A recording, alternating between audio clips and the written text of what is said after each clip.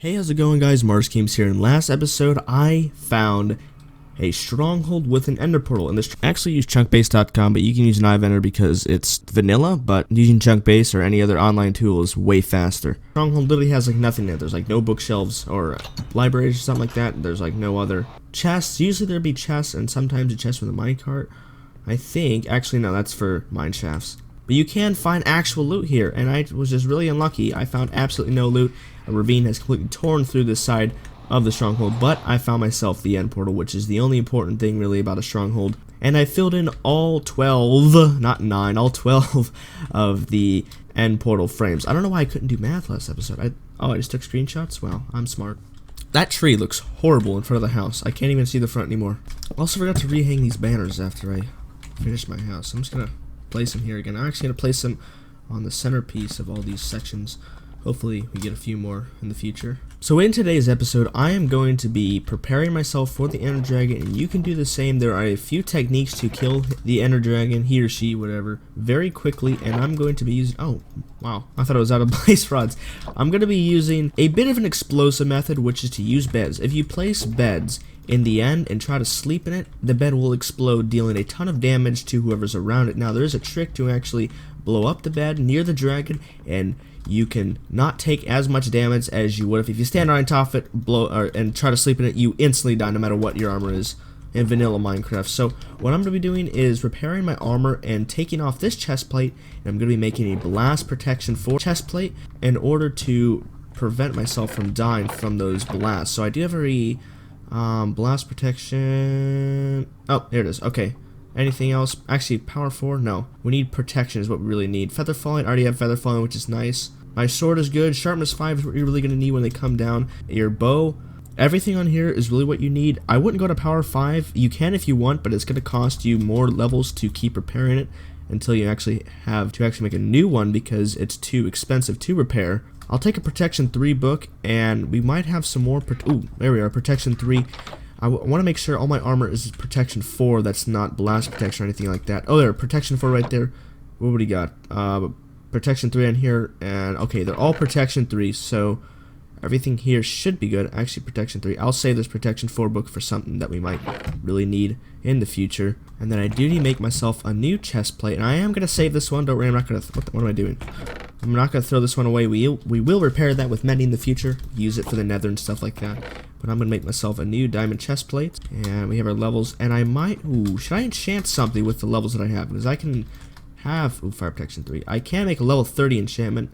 Let me make some new legs and see if I get anything good. So that would really mean I would spend less levels just making new armor. But I do want to save my boots at least. I might make a new helmet. You know what? I'll make a new helmet. Well, blast protection 4. You know what? I'll get it. I'll get it just for the Ender Dragon because our head is gonna be exposed more than our torso down. So the helmet and the chest plate having blast protection 4 is perfect. We can always fix that. Breaking 3. Dang it. Okay. So you know what? We'll save this for the nether. We'll just have like a nether suit and an end suit and stuff like that. Let's put our blast protection 4 on here. What do we get? Oh yeah, blast protection 4. There it is, blast protection 4. And then I'm gonna need unbreaking 3 for the chest plate and for the helmet. Hopefully that's not too much. There we go. Protection 4 in that. Boots. Let's put protection 4 in the boots. Protection 3 or protection 3 and protection 3. That's 11 levels. Yikes. I don't know if I have enough to actually repair everything. I can always AFK fish. That would make this episode like 3 hours long, then I'll just have to cut out all that fishing. But I think we're doing pretty good. Blast protection 4, and I guess we can just retire this helmet for now, and I can put these 2 back on. I will remember that and that. Let me get a couple of unbreaking books. There's unbreaking 3 there, and was that? No, it was Riptide. Do I not have? Wow. I don't have another unbreaking book. I guess I have to do some more AFK fishing then. Okay, well, I'm going to need the levels anyways to actually repair my armor, just so we don't accidentally have it break with us.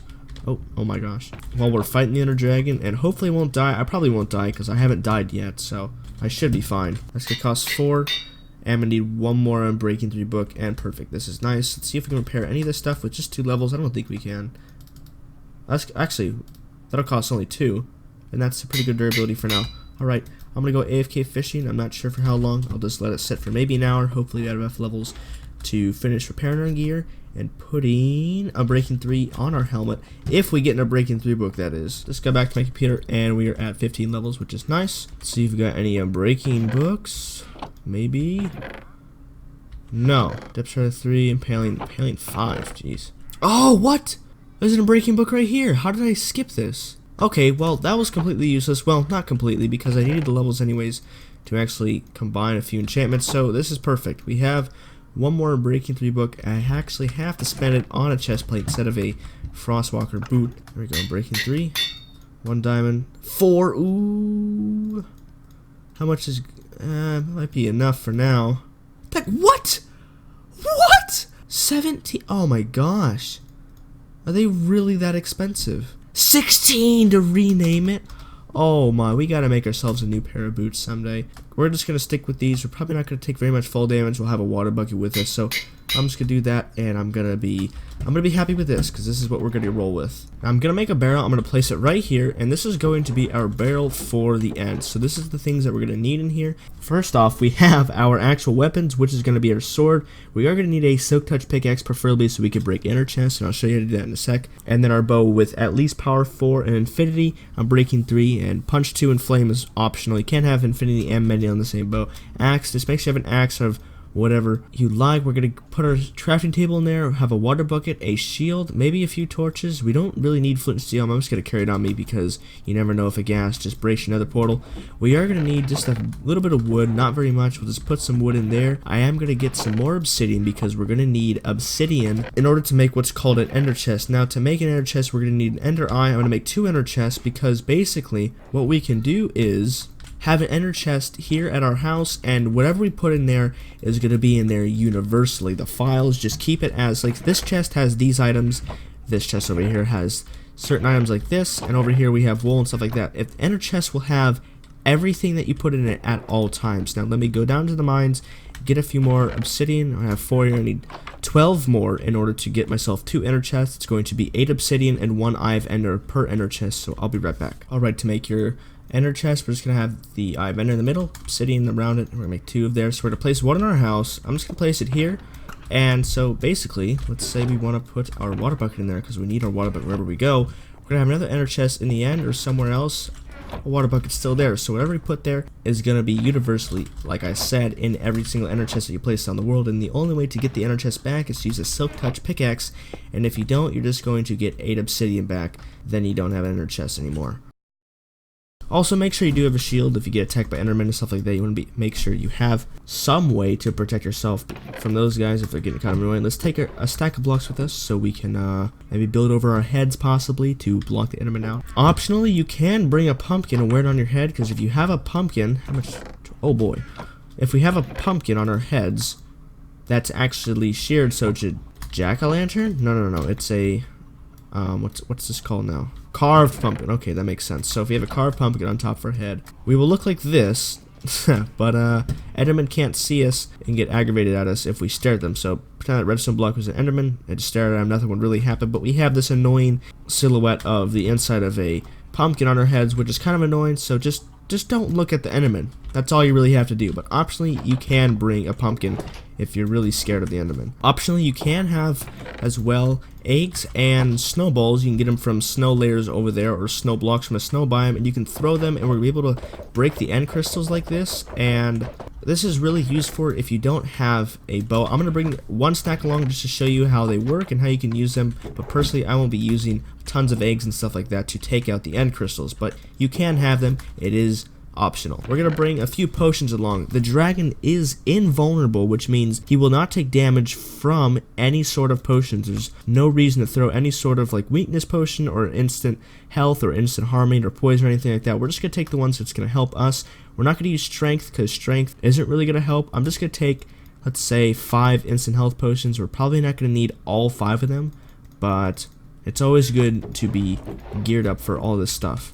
I'm going to make 1 more bed just because we can actually place a bed at the end portal going to the end. In case we die, we can get back to the end very quickly and get ourselves back to our loot and killing the ender dragon, because that is a possibility. Hopefully it won't die, but it always is a possibility, so you always should be prepared for the worst. Another thing you might need, this is also optional, but you're going to need one piston and one way to power that piston. So I'm going to get a piston and a redstone block, and we're going to use it to get the dragon egg after the fight, and that is the one and only dragon egg in your world. So if you're on a server or anything, or if you're just on single player, you have one dragon per world, which means, or dragon egg I should say, one dragon egg per world, which means you have to put it on display somewhere where everybody can see it, because it's the most valuable block in the game, even though it does absolutely nothing except teleport if you try to punch it. We also could take a bunch of empty bottles in order to get dragon's breath, which then helps us make lingering potions, but I'm not going to do that for the first dragon fight, since we don't have shulker boxes to carry all the random dragon's breath that we'll be stacking up, because every time you have one bottle which stacks, you get one dragon's breath, and that takes up one slot and one slot alone. So if we get like 64 bottles, we won't be able to hold them all in our inventory, even if it's this empty. Anyways, I hope you guys enjoyed this video. If you did, make sure to leave a like and subscribe if you learned something new, and I'll see you guys next time. Bye bye. Sorry for the mildly abrupt ending, but there wasn't really much else to go over, except I guess bring an arrow for your infinity bow. Make sure you have infinity. I just think it'd be stupid if you didn't really have infinity. Just AFK fish.